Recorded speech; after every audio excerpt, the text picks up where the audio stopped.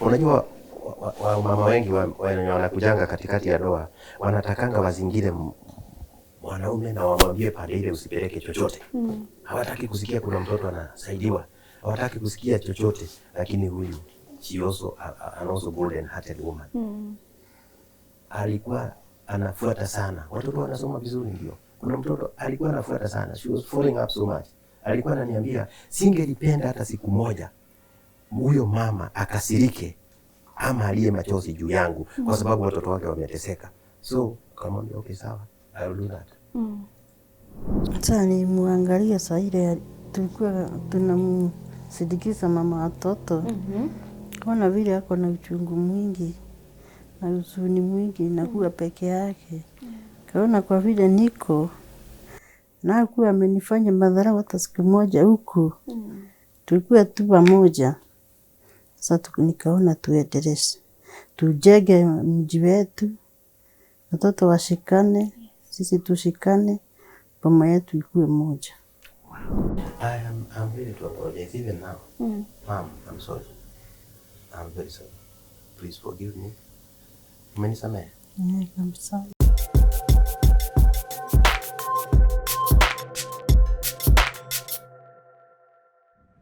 Years ago, Paul Kimani left his wife with 4 children and went to marry another woman. And for 12 years, his wife was left praying for his return. And when he finally did, he came back with 4 children from the other woman. And this woman accepted them all and is now raising 8 children from this man. And today, Paul Kimani explains to us how he ended up back with his wife and how she forgave him and they're trying to piece back their marriage. Welcome to today's episode of Candid with Yvonne. My name is Yvonne Kawira and this is Paul's story. My name's Paul Kimani. Mimi ni mzaliwa wa Kiambu County.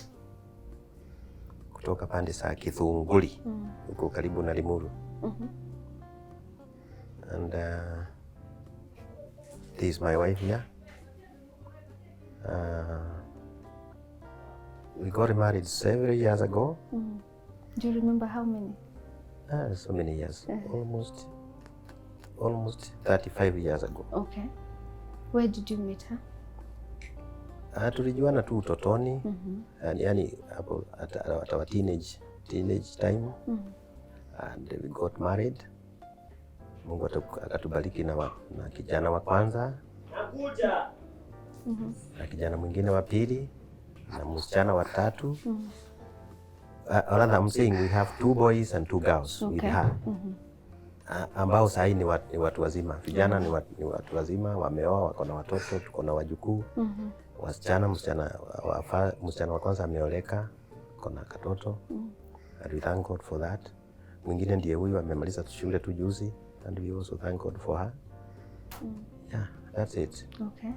Kumbe unaweza tuambia kwa ufupi jina lako na kule umetoka pia wewe? People are excited to meet this phenomenal, beautiful woman who has a heart of gold. Tuambie majina. Kwa majina naitwa Joyce Nyambura Kamau. Umetoka? Nimezaliwa tu Kiambu. Okay. Uka grow up huko pia? That's where you met Mr.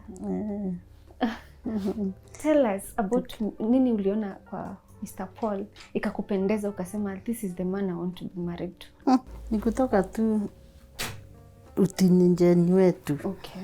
Sasa tukajuana, tukapendana, kanidanganya. Kanipeleka kwake. Tukakaa. Na tumebarikiwa na watoto 4. Okay. Vijana 2, wasichana 2. Maisha ilikuwa magumu, ni kung'ang'ana tu. Kung'ang'ana kabisa, kufanya kazi, kulima. Mpaka tukalea. Na wakakaa wazima na wamesoma.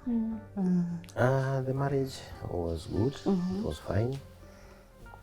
Although in terms of as a man, I would advise our young men mtu asikimbie kuoa mapema. So you got married early? Very early. Actually, I was 18 years old. And she was 2 years younger than me. Okay. So now Na sasa Mungu alitubariki na watoto vizuri sana na maisha ikaendelea vizuri. But all of a sudden sijui ni shetani gani alinipata mimi, nikajipata nimetoka nje ya ndoa. Nikajipata niko na mwanamke mwingine. Ilikuwa after how many years of marriage? By then I remember our third child was in secondary school. Yeah, she was in secondary school. Na hapo sasa ndio mimi hii maneno ya wanaume ya kutoka sasa mimi nikajipata nimetoka. Nimekuwa engaged na mwanamke mwingine. But I also thank that other woman because alihakikisha watoto wangu nimesomesha pande ile. Aliniambia you must educate your kids. I will not hold you ati niseme and she was literally forcing me to do that. And mimi naona hapo ndio ni kama hapo ndio mtego ilienda ikakuwa na ikasidi mpaka nikajipata niko nimetoka kwa mama nimeenda pande nyingine. Naona sasa. Na watoto wetu waliendelea na masomo. Our second born alimaliza mpaka university. And I thank God for that. Hata msichana huyo wetu ali drop out of university na akaenda akaolewa. And she was still in my hands. Hata huyu mwingine nimesomesha pia. Amemaliza secondary, niko na tunapanga sasa aende join college of her choice. Sasa mimi ndio nikaenda nikapanga maisha mengine na nikaendelea na maisha mengine. Na huyo mama akawa na watoto watatu. Ndani ya watoto kuna wangu. But lately last year akawa mjamzito. Na akaenda kupata mtoto na akaraswa hospitali. Na akapata katoto kake vizuri, si mmekaona? Yes, very beautiful. Akapata katoto kake vizuri na akapewa ruhusa na akakuja hapa. Na kuingia hapa kwa nyumba akakaa siku 2. Siku ya 3 akawa na complications kidogo. Nikamrudisha hospitali. Kumfika kwa hospitali na katoto kake kupimwa akapatikana na COVID. So daktari wakaniambia sasa beba mtoto urudishe nyumbani. Mama tumemweka kwa oxygen. Huyo mtoto umeona hapa alinyonya for only 3 days. Because siku ya 4 ndio mama yake akaraswa kwa hospitali. So mimi nikarudisha mtoto hapa na nikangangana na mtoto na ndugu zake. Huyo kijana umeona mkubwa hapa ndiye first born wake. Na haka kingine ka boy pia. And we also got this beautiful girl here. Sasa sisi tukakaa hapa na kutunza mama hospitali. Mama baada ya kulazwa alikaa for 3 days. Siku ya 4 akatuacha. Because ile hospitali ilikuwa imelazwa, kulikuwa hakuna hii kitanda ya HDU. Inaitwa nini HDU? So in the struggle ya kutafuta vile tutamtransfer from that hospital to iko na hiyo capacity, now kukaa hakuna vitanda. Alienda na hii wave ilikuwa inaitwa nini? Before Omicron, hiyo nyingine ilikuwa inaitwa Delta. Yeah, alienda na she died on 8th August 2021. That is when she succumbed. It was on a Sunday. Sasa ndio tukapata maneno na tukaanza kuomboleza. And I thank God so much because of this beautiful lady here. Alitoka all the way from Limuru akakuja hapa na akaniambia, baba usijali, hawa watoto nitakusaidia kulea. I could not believe siku believe chenye nilikuwa nasikia akisema. Tulikuwa na huzuni mingi sana. Na sasa hiyo ndio tulikuwa tunapanga maneno 2-3 vile tutasindikiza mwenda zake. Na tulipomaliza yeye mama kwanza akarudi nyumbani Limuru. Ako na mambo zake na ako na boma yake. Ako na mambo zake huko. Na biashara zake ziko huko. na ni mkulima wa ng'ombe, ako na ng'ombe mingi sana pande hiyo. So akaenda akapanga maneno yake, nami saa hiyo hapa nikawa na msichana mwingine alikuwa anatusaidia kuangalia kakatoto. Tukang'ang'ana tu, but in few days akakuja, and the day she came, the first night alipokuja hapa nilimwangalia sana usiku, hakulala hata tone moja. Alikuja akashika katoto ndio hako anakapea maziwa. Nilimwangalia the whole agurara, even a single hata agurara. Nilimwangalia tu na macho yangu nikasema, kai, huyu ndiye mama ni mwanamke mwenye nilikuwa nimewacha nyuma huyu. Roho ya Mungu hii. Nikajidharau sana. Lakini nikasema sijui ni kwa nini hiyo maneno ikatendeka. Maybe God wants us. Kuna kitu anataka tujue na tuelewe. Because aliwacha maneno zake, aliwacha nyumba yake ya ngorofa, akakuja kukaa kwa hii nyumba kanakaa hivi, unaona? Na akakuja kuchunga mtoto. Na si mtoto mmoja, watoto 4. Aka katoto kabibi kadogo, na wengine wangapi? 3. Mmoja ndio amejoin secondary school, mwingine ako primary school, na kingine lower primary, na kabibi sasa. Watoto wangapi? 4. She's taking, alikuja akamwagia wale watoto mapenzi ambayo sikutarajia. In fact, the community, even the local community here, they were very much against that. Walikuwa wananiambia hapana, usikubali. Nikawaambia sasa, sasa huyu ni mke wangu. Ako na watoto wangu huko, watoto 4, watoto wakubwa. Na ameniambia atanilelea watoto wadogo. Sasa who am I to say no? What alternative do I have? Nikamwambia mimi sina. Wacha mama akuje. Na in fact when she came, she proved them wrong. 6 months down the line. By the way, alipata katoto ketu, ile kadi ya clinic, weight ya mtoto ilikuwa imeanza kwenda chini. Akaniambia nataka kwenda huko Thika level 5 afunzwe jinsi ya kulea yule mtoto. Kwa sababu si mtoto wa kunyonya, ni mtoto wa maziwa. Na nikampeleka hiyo training, tukaenda the whole day, tukashinda huko akifunzwa jinsi ya kulea huyo mtoto. And should I tell you that from that day huyo mtoto alianza, kilo zake zilianza kupanda. Mtoto akakuwa vizuri, kamekuwa a beautiful baby girl, healthy even, you can tell.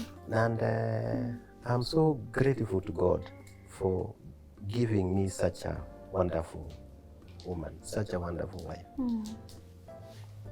I'm sure si wa mama wengi wangekubali kufanya. Wengi walikuwa wananiambia hapa, mimi siwezi. Hata madaktari wenye walikuwa wanatibu mama kabla hajaenda, because mimi niliwaambia. Because walikuwa wanafuata sana mtoto ako na nani. Nikamwambia mtoto ako na mama yake. Kweli. Ako na mama yake. Kaniambia si mama yake alienda, ndio, lakini bado ako na mama yake. Yes.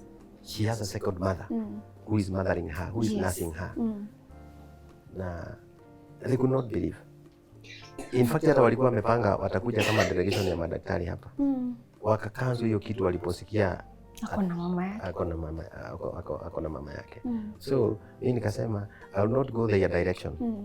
I will go this direction. Yes. Because this is the God's direction. Hii ndio direction ya Mungu. Mahali mapenzi inatiririka, hapo ndio Mungu ako. So, and I really appreciate. I want to say in front of this camera that this is a wonderful woman. A wonderful wife. I don't know, sijui ni kitu gani dunia hii siwezi ni compare sahi. She's wonderful. Wonderfully made. Beautifully made. I'm so proud of you, man. Nakujanga na, in fact, hata rangi. Even now, hako katoto, every minute katoto kanataka maziwa. Every minute katoto kamejichafua, anakabadilisha. Namuangalianga sana. In fact, the attachment between that kid and her, hata itakuwa biashara mgumu sana kuambia kale katoto kaya kwamba this is not the biological mother.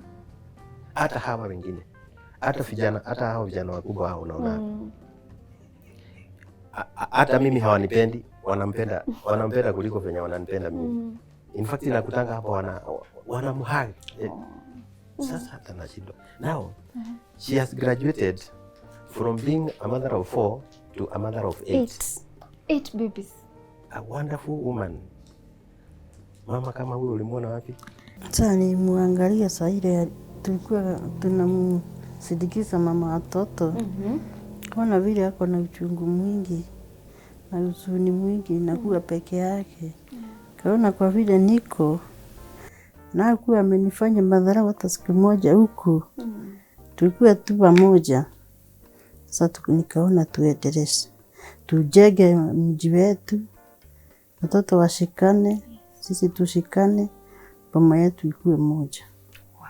Wow. Wakati when he was tempted by the devil, akastray. Did you try to save your marriage? Ulijaribu kumwambia don't do this, let's build a family. Did you fight for your marriage? Sana. What did you do? Nikuwa namwambia si mzuri, ananiwacha, anakuja. Sasa mimi nilikaa tu hivi kama even that man ego is bad. Let me tell you something small. Sisi wanaume ukikosewa na mama bibi yako, labda umekosana kidogo, ama hata umeona hiyo hasira imeendelea for a few days, alafu unakimbia kutafuta mwanamke mwingine huko nje. I want to say it is wrong. Kwa sababu mimi mwenyewe nilijaribu kumwondokea. Sikujua ni kwa sababu gani namwondokea.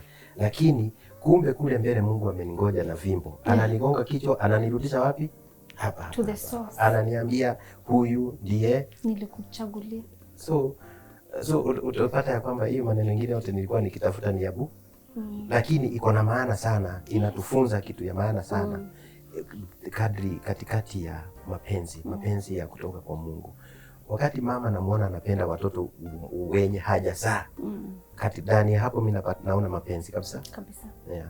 Did anybody try to tell you not to do it? Kuna mtu alijaribu kukukataza akikwambia what are you doing kwenda kulea watoto wako? Did you think about it? Watu walikuwa walikuwa wamekasirika sana.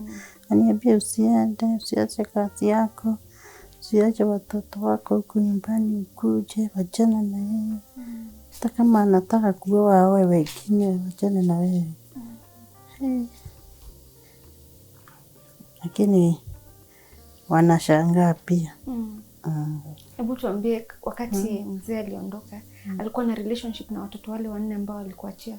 Was he communicating nao ama alikuwa akikusupport vipi? Alikuwa anatusupport, hata hawezi ukajua. Hata nikimuuliza ananiambia hapana. Sio hivyo, unasikia kuna kitu kama hiyo. Alikataa kabisa. Hata saa hii mimi sijawahi muuliza kama alikuwa na bibi. Hata sijawahi muuliza kama alisikwa. Hiyo topic mimi sitakagi kusikia. Hata hatujaagi hata kidogo kitu. Hata mimi sikuwa namjua. Ana. So ukukuwa hata na dalili kwamba mzee ako na mtu mwingine kweli? Mimi sikuwa najua. Nilijua dakika ya mwisho kama mwaka mzima uliopita ulikuwa umepita. Na wakati huo alikuwa bado akikuja nyumbani? Kawaida. Najua kazi yake anafanya out.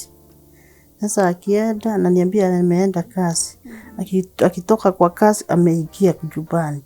Nikijimtayarisha anaenda kazi, sio ati ananiambia ako na nyingine. Kufichwa kabisa. Ilifika wapi ukajua hii imeisha, huyu mtu ameenda kabisa? Hata hajaenda, hakukuwa ameenda. Hakukuwa ameenda. So according to you, you were still married to him all that time? It's just that hakuwa akikuja kwako sasa hivi? Hapana, alikuwa anakuja baada ya siku mbili. Ananiambia anaenda kazi outside. Kisumu wapi kabisa, anafanya contract za mjengo. Sasa mimi hakukuwa ametuacha hata kidogo. Hata. Wow, this secret. Nebu niambie, wakati ulikuja kugundua kuna huyo bibi mwingine, ulifanya nini? Nini ilifanyika ndio ujue? How did you find out? Alikuwa ameambia mama yake, brother zake. Sasa nilisikia kutoka mama yake na brother zake huku nyumbani. Fununu. Ukafanya nini? Sikumuuliza, anakataa kabisa. Na kwa miaka ngapi ndio aliendelea na hii ndoa ingine after nijue? Kama miaka 4. Sababu nilijua saa ile huyo alisaliwa. Okay. Wakati mama yake anakuja hapa, kwa sababu alikuwa anajua, nisikia kuna mtoto anaenda kupikia hivi. Uliwahi jaribu kuongea na huyu madam hata kwa simu ama watu wao? Hapana. Nataka uambie advice wale wanawake na wasichana wadogo wanaingia kwa ndoa. What word of advice do you have to them? Those who are entering marriage and who are already in marriages na wana experience challenges kama hizi. Maybe the man was also married early, akakuwa tempted na akastray. What would you tell them to do?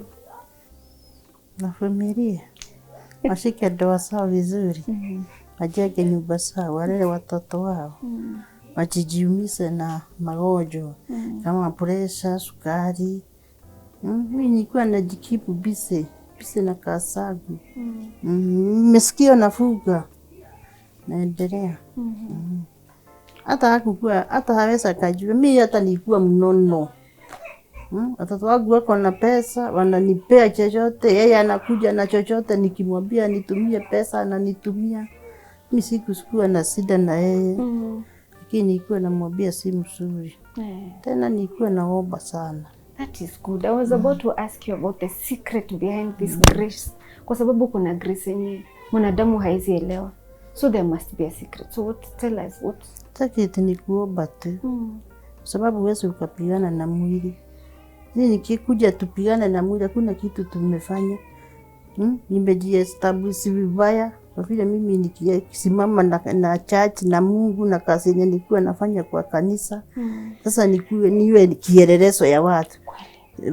Wananiangalia kwa sababu walikuwa wanajua, wanaona kwa mjinga. Hii nikifika huko kwa kanisa, piga magoti naambia Mungu chenye nataka. Unajua nini? Maneno ni mingi inaendeleanga katikati ya familia na ndoa. Nyingi sana. Na kitu ya maana chenye anasema ni kuweka imani kwa Mungu. Hiyo maneno ingine ni mipango ya Mungu. Kwa sababu hakuna mtu anaweza sema ati huyu mama wangu hapa alikufa kwa sababu aliingilia ndoa yetu na huyu. Hakuna kitu kama hiyo. Kwa sababu sio yeye peke yake alienda na COVID. COVID imebeba watu wengi sana. Unaona? This is natural. Na hakuna siku mimi nilitenga hii familia yangu. Hakuna siku hata moja. Ati nikaambiwa mtoto wangu anataka hii nikakosa kutimiza. Hakuna siku hata moja.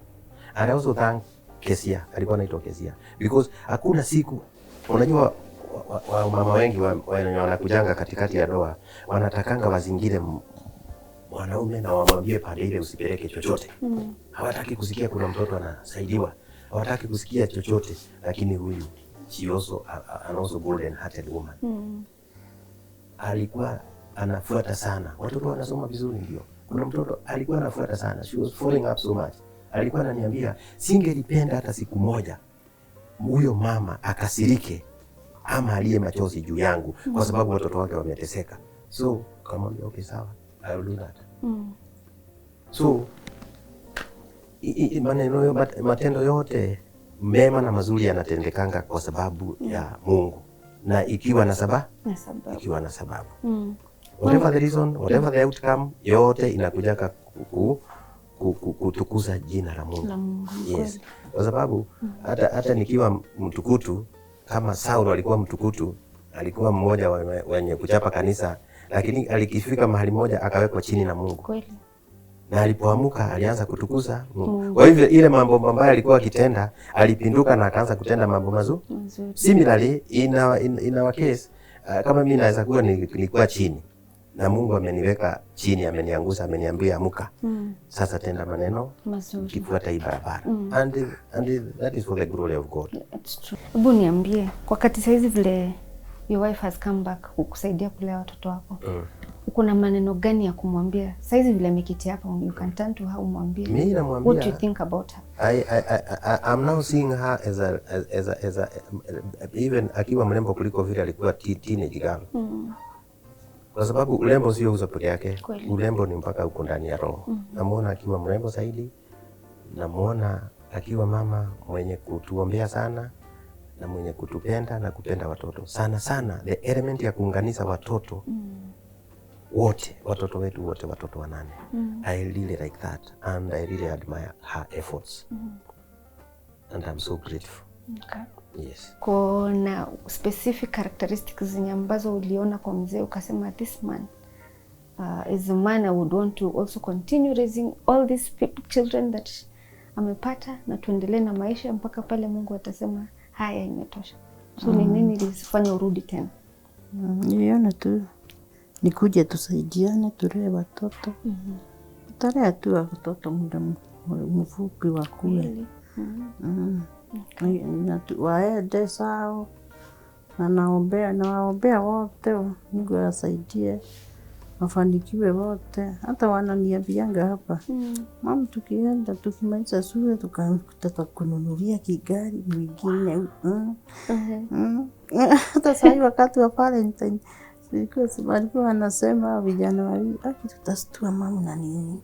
You know, that shows that your children also collectively appreciate you as their parents, and they are seeing a good example from you too. The vile mmeshikana despite all the things that happened those years back, mmerudi na decide against all those things that were affecting you. Mkasema let's just forge forward. So wameona hiyo na wana appreciate the fact that their parents are back together and they're happy. It's a happy home. And it's commendable vile umefanya. Sasa tuambia the last words to these girls who are married and wanataka kusikia mawaidha, maneno ya mawaidha from Her Excellency. Mtu akisikana na bwana yake, siangalie mambo mengine huko nje. Afocus na mambo yake na bwana yake. Akisikia hii afuge masikio, ajenge boma yake. Okay. Wale watoto vizuri, sababu wakitegana bwana awe huku na huku, mama awe na huku, atatesa watoto. Najua furaha ya mtoto, roho ya mtoto ni mama na baba yake. Niko na kasichana kanaitwa Masi, mkubwa kusita huyu. Yani wanapenda baba yao sana. Hata kama wanaona makosa, wananiambia mama, vumilia, Mungu atafanya kazi mzuri. Siku moja mtakuwa pamoja na baba vizuri. Na ndiye Mungu alifanya. Kwa kijana mwingine wa Sage aliniambia mama, nimeshamfanya mambo mingi, lakini jambo yenye umefanya ni jambo mzuri kabisa.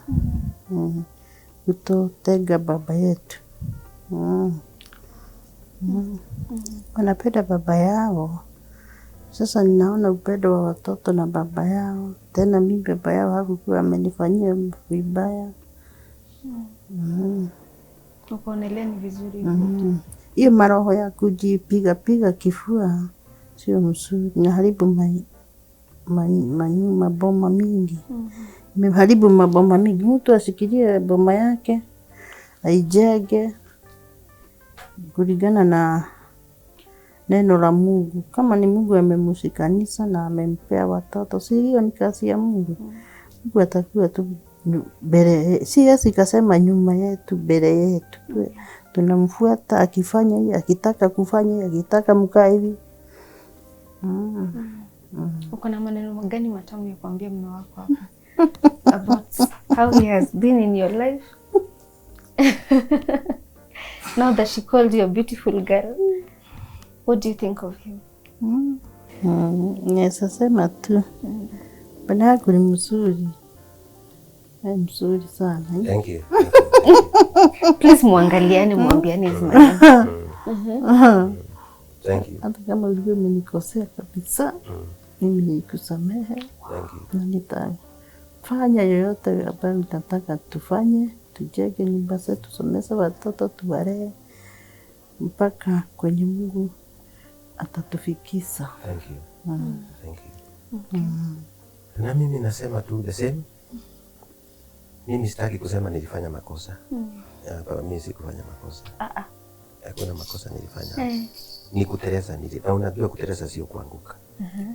Did you learn something from it? I learned a lot. Nilisoma somo kubwa sana. The biggest one. Na mimi niliambia Mungu, hii maneno imeendelea katika maisha yangu. Ikue ni sacrifice nimetoa, ni dhabihu nimetoa, ili hata watoto wangu wale wanaume nimezaa wasipitie hii barabara. Mimi mwenyewe niambia Mungu, waje ikue ni dhabihu mimi mwenyewe nimetoa. Ndio mimi nimejifunza na iwe funzo kwa watoto wangu. Unasikia pande ile kuna wanaume wawili. Na pande kuna wawili.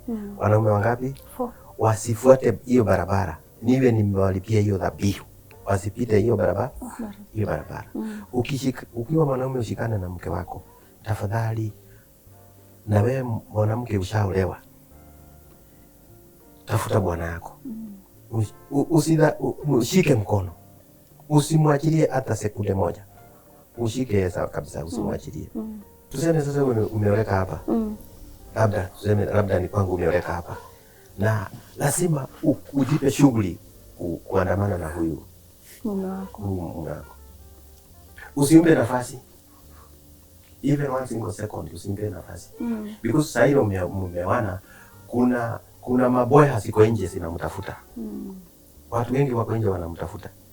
And the moment amekasirika na wewe kidogo hivi, ni kama wengine wanakuanga na smell. Wana smell hapa sasa hii nyama imei, wanamngojea hapa kwa mlango.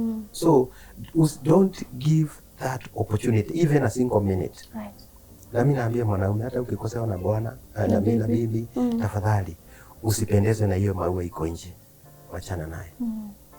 Wachana naye kabisa. I've learned the hard way. Usijaribu. Usijaribu kabisa. Kwa wale wasichana ambao wameolewa kwenye ndoa, what are some of the things wasichana wanafanyanga ama mabibi wanafanyanga kwa ndoa, not specifically your wife, that inaweza drive the husband away? What kind of the things? What are some of the things they do to drive your husband away? Now, let me tell you something. You got to know your husband and know him well. You got to know him. You go take a lot of your time to know him. Na ni vyema sana kama umejuana kabla hamjaoana. Ili wakati hata mtaoana bado unajua huyu mtu wako. Okay? There are so many things that come along that marriage, right? Okay? And the best thing and the best medicine is for you, the woman, the wife, to know the man. Na umjue vizuri sana. Na ukamate mkono kabisa. Weka yeye kamba pale kwa mguu. Okay? Weka kamba. Sisemi uende kwa soko ununue kamba, lakini weka kamba. Ndio na usikubali hasira ipite kwa mlango. Biblia imeandikwa be submissive. Submit it to your husband. Just that. Just submit. Submission means many things. Yes. To you, what does submission mean? Unajua submission inamaanisha nini? Tuseme nimeingia hapa nimekasirika. Niko na stress zangu. Na wewe nimekupata umekasirika. Sisi sote wawili tuko juu. Sasa mwenye kunyenyekea ni nani? Ni mimi ama ni wewe?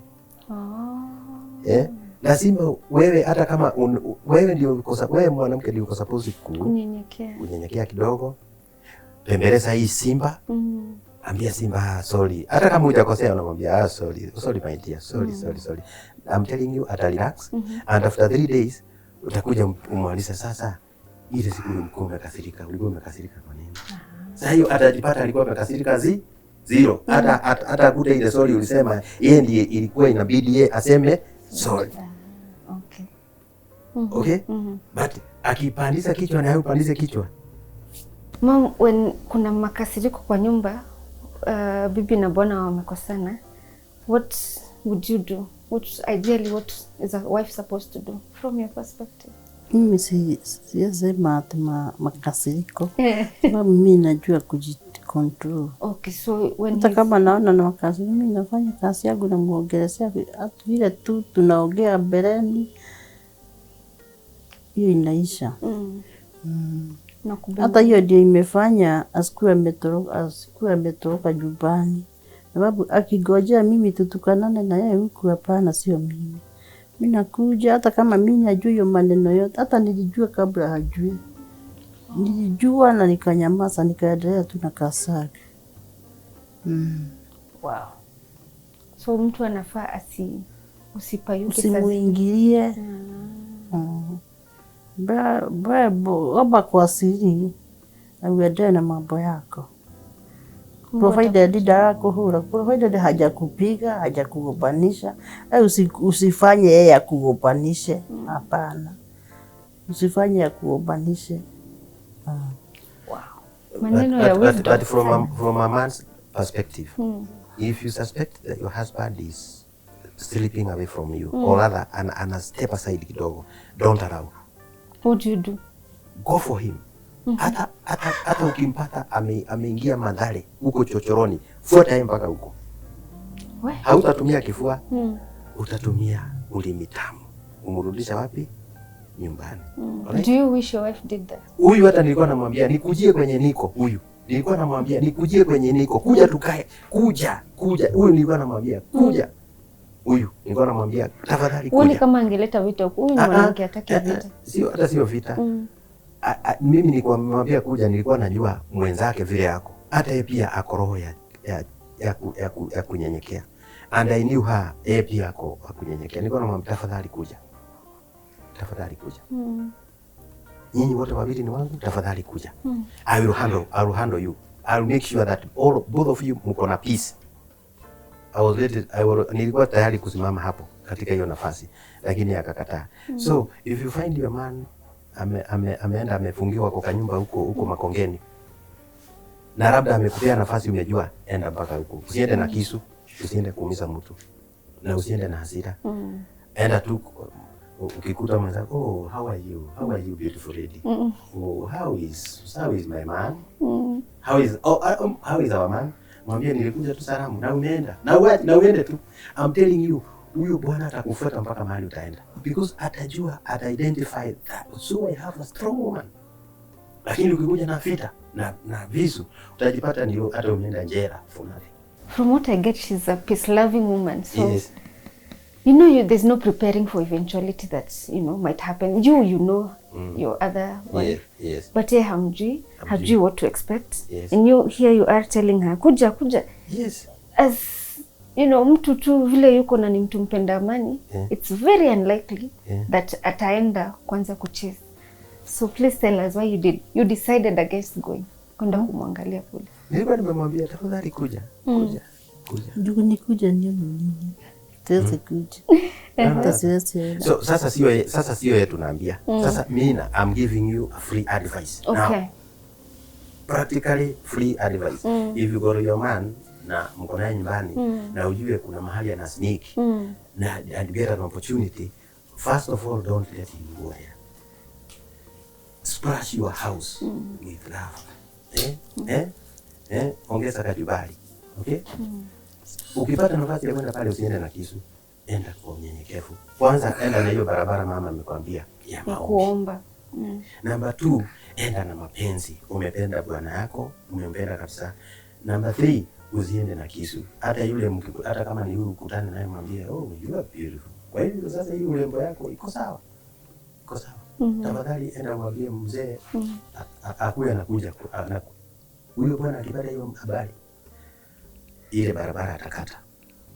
I'm telling you, ataikata. Atajua, so I've got a very strong woman. Yeah. He'll start drifting back to you. Okay.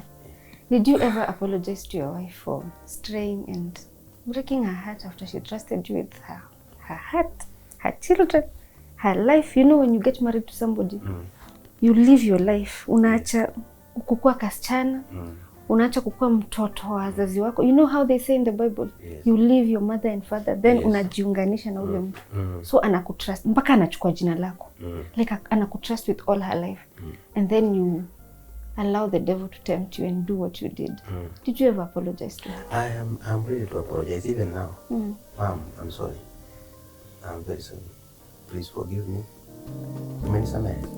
I'm sorry.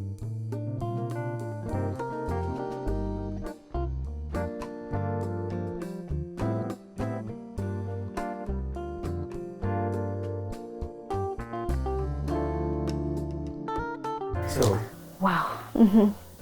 now we want to put, although history, you cannot delete history from the memory. It happened. It's very important. Yes. And we cannot delete it. Hata watoto wataona. We cannot delete the history of these kids' mother. The mother has to live in our memories. The mother has to live on.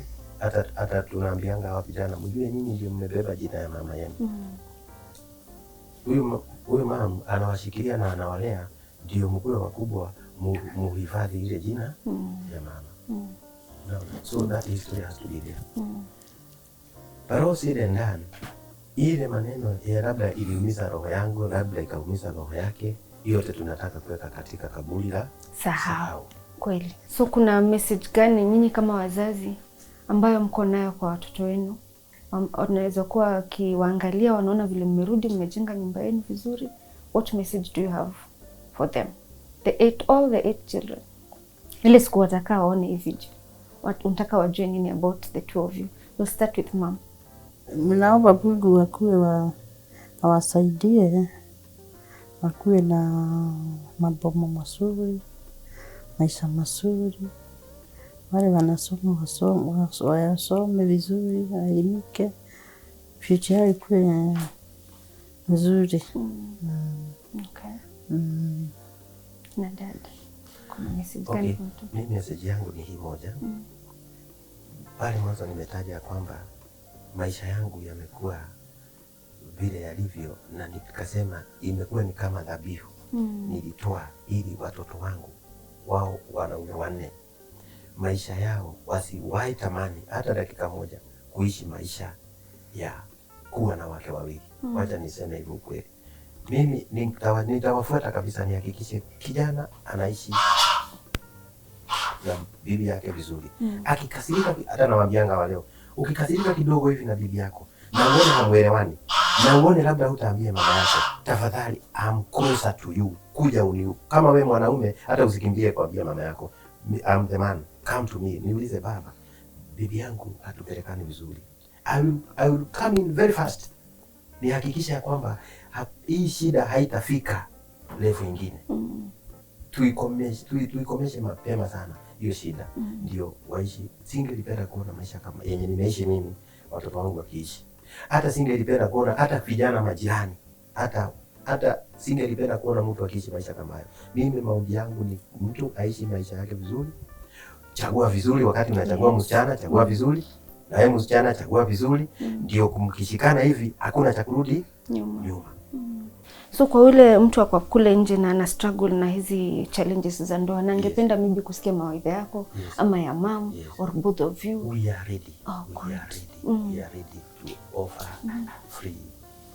free counseling. Okay, good. Yes, Yeah, free that's advice. Very good. Yeah. Kama ni bwana kuna shida, tutamwambia. Yes. Hata kama ni msichana kuna mama kuna shida kwa ndoa yake, anaweza kuja kwa mama atamwambia, okay, do this and this and this. Ikiwa itawezekana tukue wote wawili, tutamucancel, tumwambie fuata hii barabara. So unaweza share namba yako kwa yule anataka kukufikia? Atakufikia vipi? Yeah, you can share number. Okay, what's your number? You can say it on the screen. 0723 445030. Nitatoa jina gani? Paul Kimani. Okay. Yeah. Tunashukuru sana Paul Kimani kwa kutuelezea haya mawaidha yetu. Okay.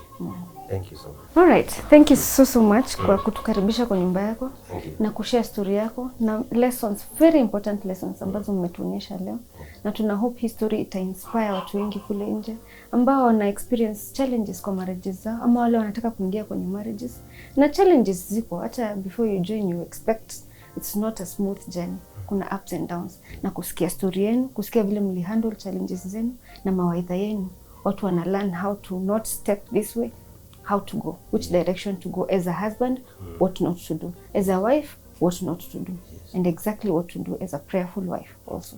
So we appreciate you, even you mom, for welcoming us to your home.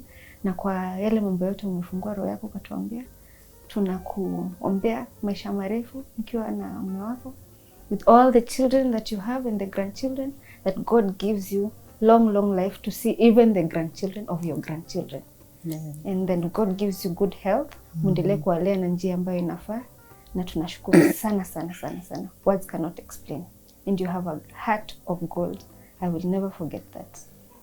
Thank you so much for staying with us till the end of the show. I have been your host, Yvonne Kawira, and until next time, bye-bye. Bye-bye.